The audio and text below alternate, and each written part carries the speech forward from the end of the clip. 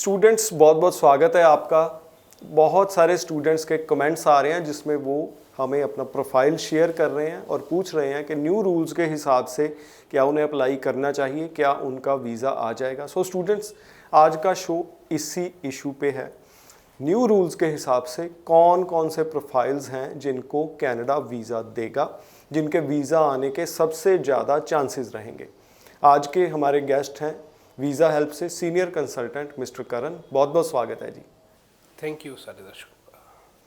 सो करण जी, अब I hope सबको clarity हो गई होगी कनाडा के नए रूल्स क्या हैं। सो अब बात करते हैं कनाडा कौन कौन से प्रोफाइल्स को जनवरी इनटेक में नए रूल्स के हिसाब से वीज़ा देगा, कौन कौन से प्रोफाइल्स हैं जिन्हें ईजिली एक पॉजिटिव वीज़ा मिलेगा। दीपक जी, पहले तो मैं बात करता हूँ प्रोफाइल्स की। अगर बच्चा +2 पास आउट वाला है, उसका 2 से ऊपर गैप नहीं है, 2 साल से ऊपर गैप नहीं है, बच्चे के ओवरऑल 6 बैंड है, चाहे वो 1 मॉड्यूल या 2 मॉड्यूल में 5.5 बैंड भी रह चुके हैं या किसी मॉड्यूल में 5 बैंड भी रह चुके हैं, तो आज उन प्रोफाइल्स को भी वीज़ा मिलेगा।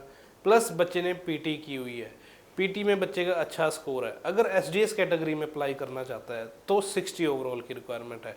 अगर बच्चे के पीटी में स्कोर कम है, 56 स्कोर भी रह चुके हैं, तो उन प्रोफाइल्स को भी घबराने की ज़रूरत नहीं है। अगर वो बच्चा सोचता है कि क्या मेरे ओवरऑल 60 स्कोर नहीं है तो मैं कनाडा अप्लाई करूं या मुझे कंट्री चेंज कर लेनी चाहिए, तो ऐसा कुछ नहीं है।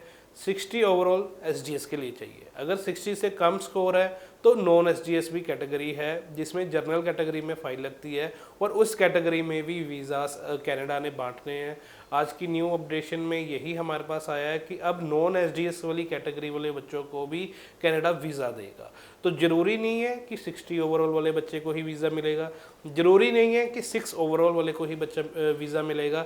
अगर आपके 5.5 बैंड ओवरऑल भी है तब भी आप कनाडा का वीज़ा ले सकते हो। और कुछ ऐसे ऑप्शंस भी है कनाडा की गवर्नमेंट ने। अभी पंजाब में अगर हम फाइलें लगाए तो बच्चा इतनी जल्दी मानता नहीं है, बट गुजरात साइड में विदाउट आइलेट्स भी बच्चों के वीज़ास लग रहे हैं। विदाउट आइलेट्स भी बच्चे ईएसएल कोर्स के लिए कनाडा जा रहे हैं। तो होपफुली अगर हम 1-2 फाइलें अभी हमने टेस्टिंग के लिए लगाई हुई है, अगर उनके रिजल्ट्स पॉजिटिव आते हैं तो हम इस प्रोग्राम में वो प्रोफाइल्स को भी डिस्कस करेंगे और आपको ये न्यू प्रोग्राम दिखाएंगे भी कि किस तरीके से आप विदाउट आइलेट्स भी अपना कनाडा में जा सकते हो। करण जी, पीटी वाले स्टूडेंट्स खास तौर से कमेंट कर रहे हैं। पीटी वाले स्टूडेंट्स पहले 10 अगस्त के पहले की बात करता हूं तो वो फाइल लगाते थे तो उनको ऐसे लगता था उनका चांस थोड़ा सा कम है, वो थोड़े डरे रहते थे रिजल्ट को लेकर। अब पीटी वाले स्टूडेंट्स को आप क्या गाइड करेंगे और उन स्टूडेंट्स को क्या गाइड करेंगे जिन्होंने अभी टेस्ट देना है, चूज़ करना है कि पीटी का टेस्ट दें या आइल्स का? देखो, पीटी वाले स्टूडेंट्स को डरने और घबराने की ज़रूरत नहीं है। पहले एक शक था मन में कि कनाडा में पीटी एक्सेप्ट होती है या नहीं होती है, राइट। अब वो शक दूर हो चुका है कि कनाडा में पीटी एक्सेप्ट होती है।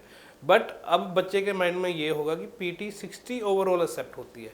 तो पीटी 60 ओवरऑल एसडीएस कैटेगरी के लिए है। एसडीएस कैटेगरी है student direct stream, right. But अगर आपके पीटी में स्कोर कम है तब भी आप अपना कनाडा में वीज़ा अप्लाई कर सकते हो और वीज़ा ले सकते हो, क्योंकि 60 ओवरऑल वाले बच्चों के ही वीज़ा नहीं आते।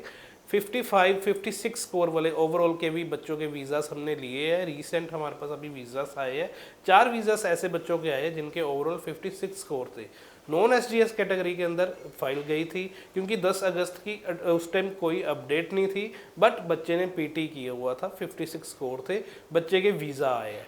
तो बच्चा नॉन एसडीएस में अप्लाई कर सकता है।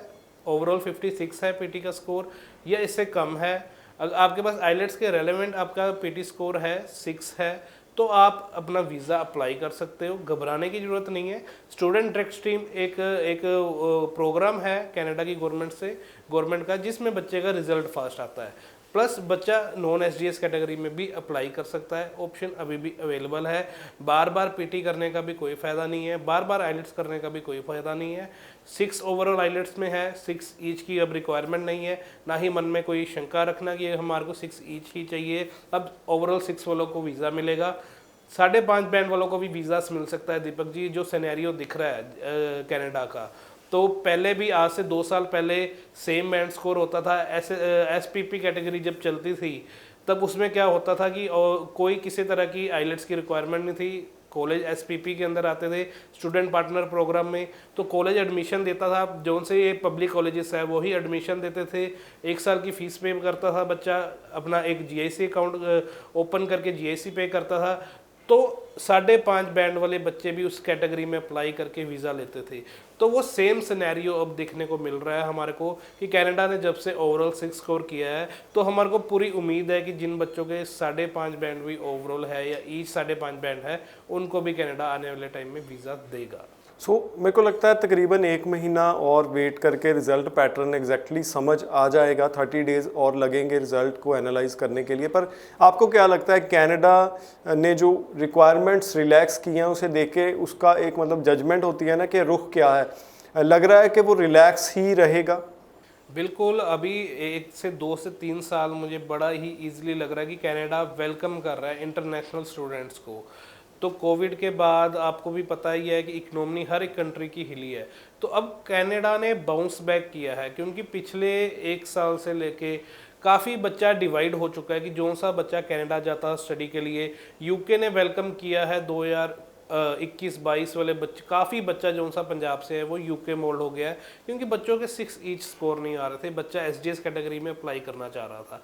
तो वो चीज़ें देखते हुए, इकनॉमी को देखते हुए कनाडा ने अपने जो से बैंड स्कोर की रिक्वायरमेंट है वो कम कर दी है, प्लस अब कॉलेजेस की तरफ से भी हमारे को ऑफर्स जो सी है वो 6 ओवरऑल बैंड में मिल रही है, 2 मॉड्यूल में 5.5 बैंड में भी पब्लिक कॉलेजेस जो से है, जिनको हम पहले कहते थे कि 6 ईच वाला ही बच्चा आएगा जी बच्चा। तो मतलब आपका कहना है कॉलेजेस ने रिलैक्स करनी शुरू कर दी है अपनी रिक्वायरमेंट? बिल्कुल, जब से 10 अगस्त के बाद अपना एम्बेसी ने रिलैक्सेशन दी है, उसके बाद कॉलेजेस ने भी रिलैक्सेशन दे दी है, क्योंकि कॉलेजेस को भी पता है कि अब 6 ओवरऑल वाला बच्चा एसडीएस कैटेगरी में आएगा और इसी बच्चे के वीज़ास आएंगे ओवरऑल 6 वाले बच्चों के।